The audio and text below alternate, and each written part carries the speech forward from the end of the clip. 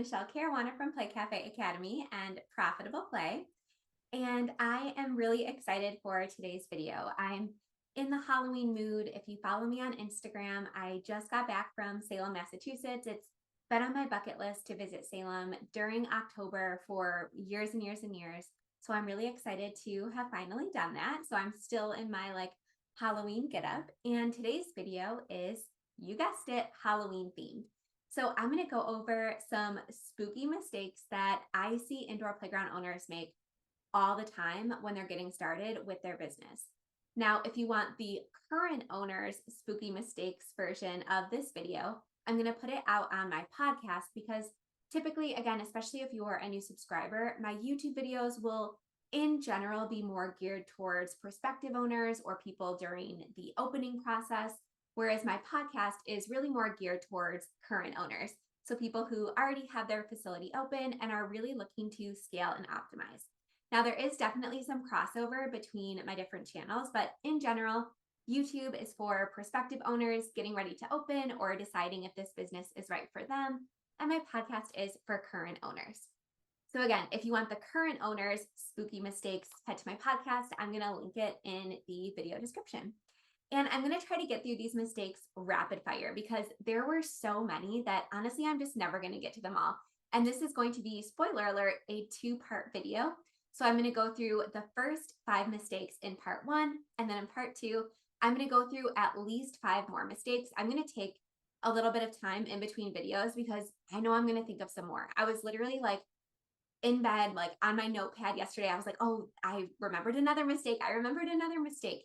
It's just something that comes with experience of helping hundreds and hundreds of owners through the opening process. And now that I've been doing this for almost 5 years, I've gotten to see so many businesses through their 3rd, 4th, 5th year. I've seen businesses close and owners go through really difficult financial situations. I've gone through many owners selling, some for an amazing profit, some for a loss. So I feel like I have a really unique perspective on this topic because, again, I've seen some people make some mistakes at the beginning and I've seen that play out over the course of many years. So I tried to narrow it down to 10. Today, we're going to go through the first 5.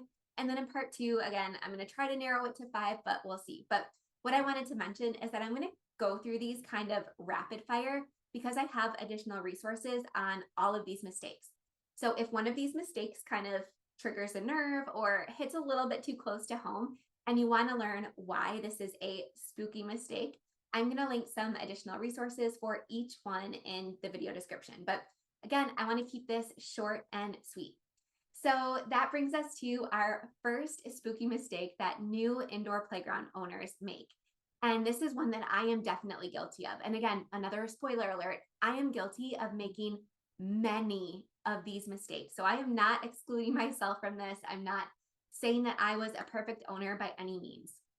Part of the reason I created my Play Cafe Academy and Playmaker Society program is because when I opened, there was nobody out there telling owners what to do, what not to do, what mistakes to avoid, how to get to a place of success a lot faster. Nobody was talking about it.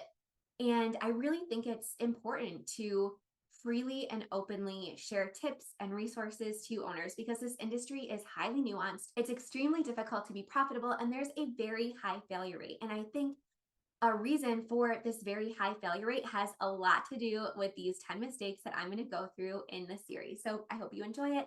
And if you want to add anything or if you have any other mistakes that you've seen, if you're a current owner and you want to chime in, please feel free to comment. I love reading your suggestions.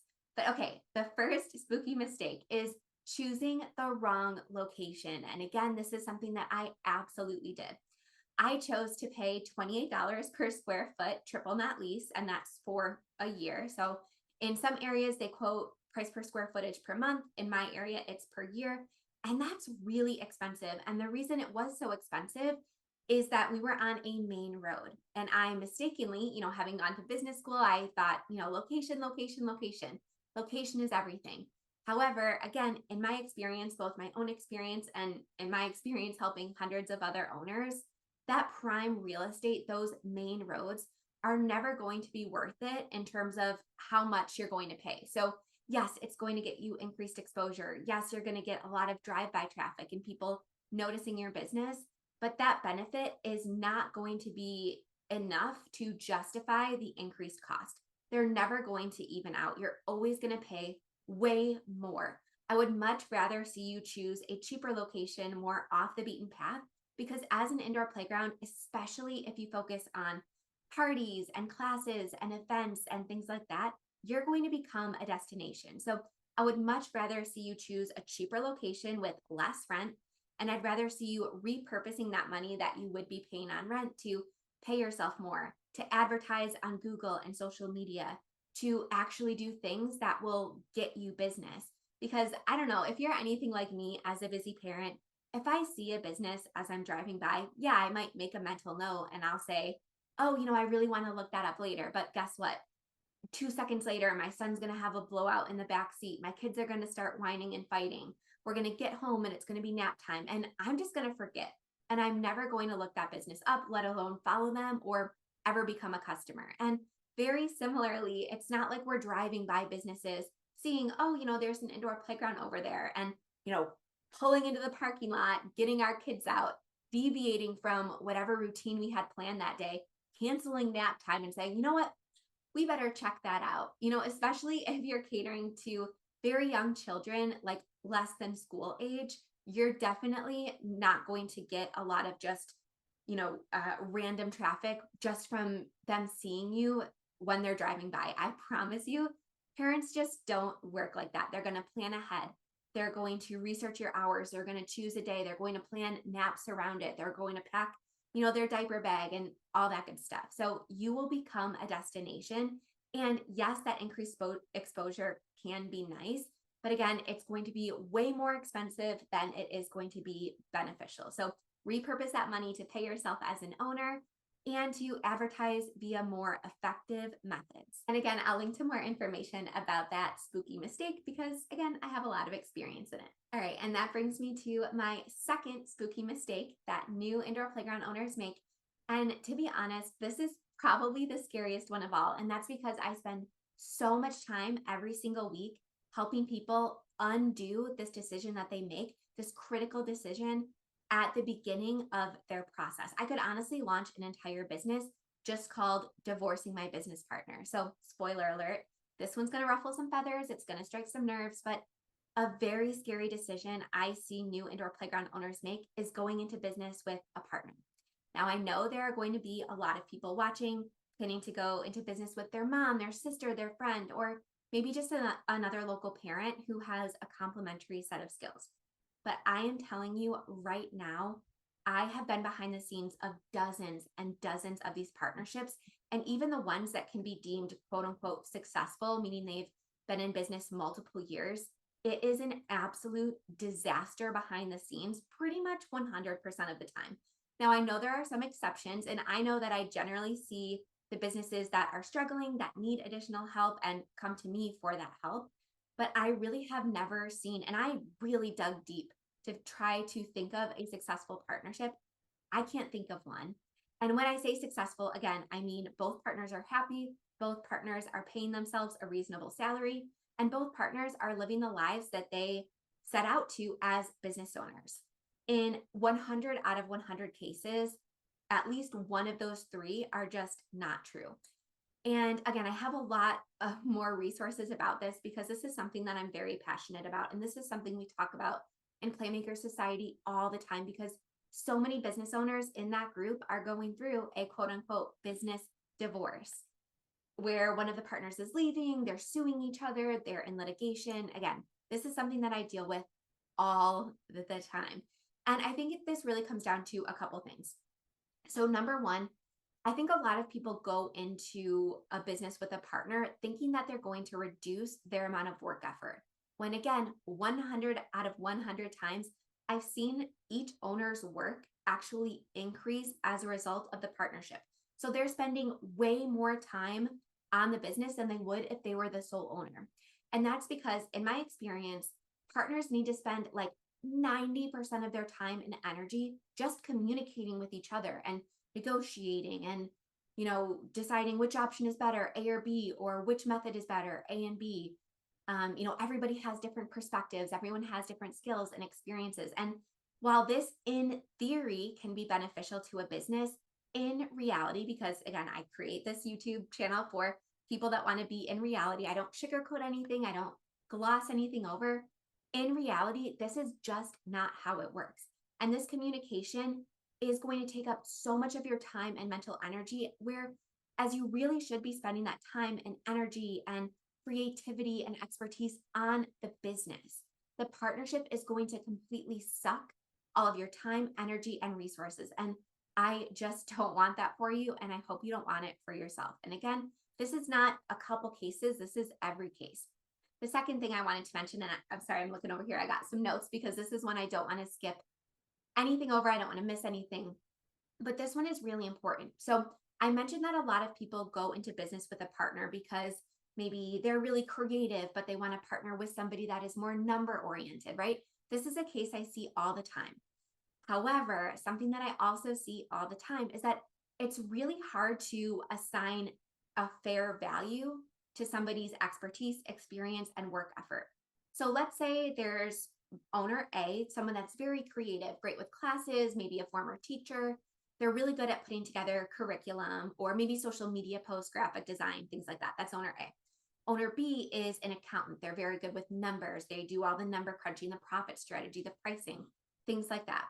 To outsource the work of owner A would only be, let's say, a couple $100s a month because those skills are very readily available. And that's not, downplaying the importance of creativity. That's not saying teachers are not valuable. That is not at all what I'm saying. I'm just saying the market value of that type of hourly work is going to be much less than the market value of the work to replace owner B's effort. So to hire a profit strategist or an accountant, that's going to be about 5 times as costly than to hire a graphic designer or a virtual assistant or somebody to design a curriculum because, with teachers paying teachers and things like that, there are so many different class templates and event templates that you can purchase very inexpensively. So while technically each of these owners might work, let's say 3 hours a day, the market value of owner B is going to be considerably higher. Now, that comes into play because, again, I'm telling you, in every partnership, both owners are going to be under the impression that they are pulling more weight, that they are doing more work. And owner A, the creative, again, they might say, oh my gosh, I have to work 10 hours for every 2 hours that owner B is working. But owner B is thinking, well, I have a master's degree. I went to school for this.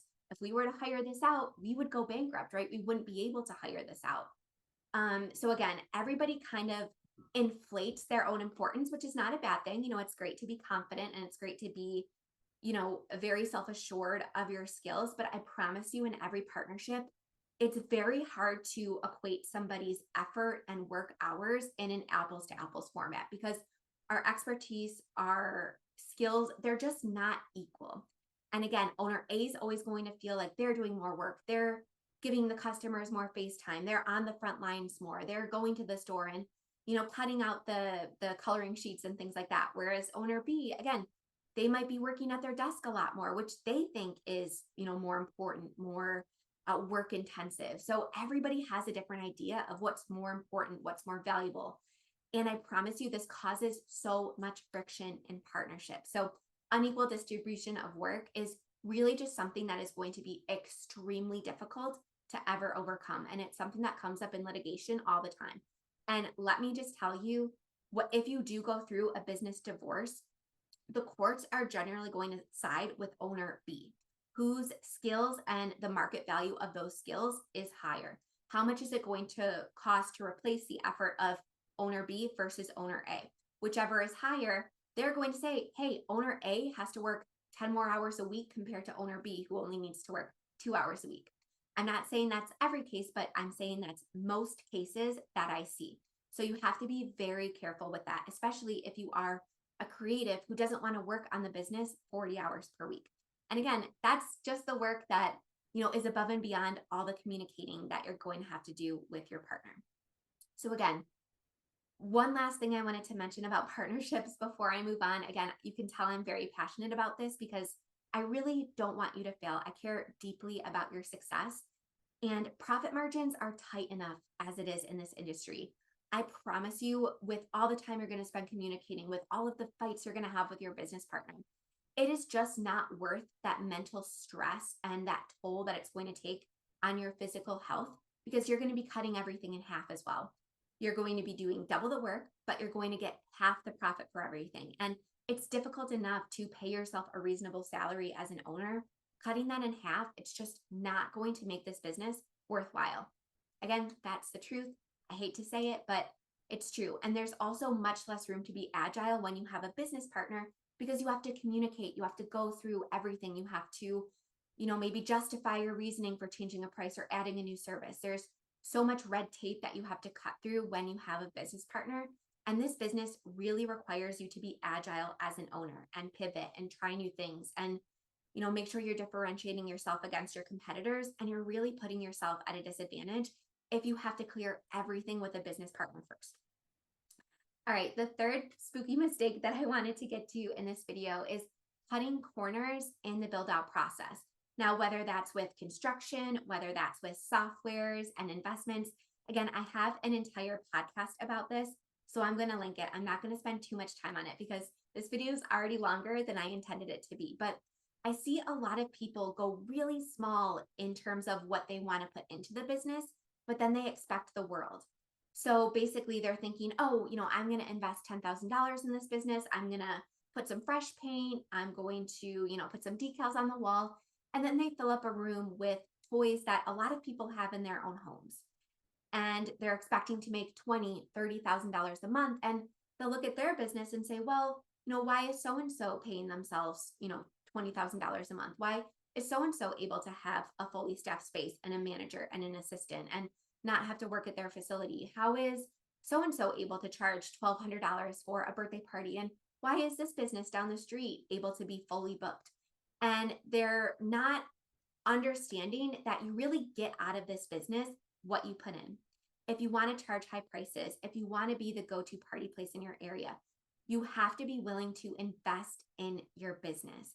When people don't do a lot of build out, or they cut a lot of corners, or they say, you know what, I'm not going to invest in an online waiver system, or I'm going to go with the cheapest point of sale system I can find. I'm going to do my website myself.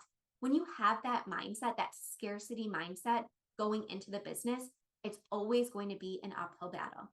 I hate to say it, but this is one situation where you do need to spend money to make money. So again, I want you to go into this business knowing and understanding that those expectations need to be aligned. It's okay to want a very simple, lean business. You just have to taper your expectations and understand that you might be behind the desk. You might not be afford to hire, you may not be able to, afford to hire a staff. You might not be able to take a step back as an owner. You're not going to be able to do those more, those fancier parties. So as long as your expectations are aligned that you're going to get out of this business what you put in. So again, I'm going to link to additional resources about that. All right. The fourth spooky mistake that I see new indoor playground owners make is too much imaginative play. And again, this is something that I made a really big mistake with. I'm going to link to additional resources about that. All right. The fourth spooky mistake that I see new indoor playground owners make is too much imaginative play. And again, this is something that I made a really big mistake with. With too much imaginative play, again, you're too close to mimicking somebody's living room. It's going to be really hard to difficult a higher price for parties or for play if somebody has all of the items that you have in your space at home, or if they have a very similar play kitchen, or if they have train tables and things like that, and dress up, all that good stuff. And let me tell you, because we were very imaginative focused, within 20 minutes of being open, even if we only had 2 kiddos playing, our space was a complete disaster. There were little tiny toys everywhere. Kids were always putting things in their mouth, which makes it very difficult to clean. And I wish I would have just invested in a large gross motor structure and done 80% gross motor play and maybe 20% imaginative play. I would have scaled way back on imaginative. I would have done way less little pieces, because kids love climbing, they love jumping, they love swinging. And of course, you still want to be inclusive of all abilities. That's why I always recommend having, a lot of things on the wall. So kids that are in wheelchairs, or kids that may be too little to climb and jump and slide and things like that, they're still able to get a huge benefit from your space. But when I see people, again, just fill a room with play kitchens and a train table and things like that, and things that are, available on Amazon, and they don't have a cornerstone play structure or something that really differentiates themselves from their competitors and, again, other people's homes and free spaces like libraries, I just know that it's always going to be an uphill battle for them. And they're going to have to spend a lot more in payroll to clean those little pieces and to keep the space actually looking neat when new people are coming through the door. And that also goes for cleaning between parties and all that good stuff. That brings us to the fifth spooky mistake that I see new indoor playground owners make, and that is not adding a cafe.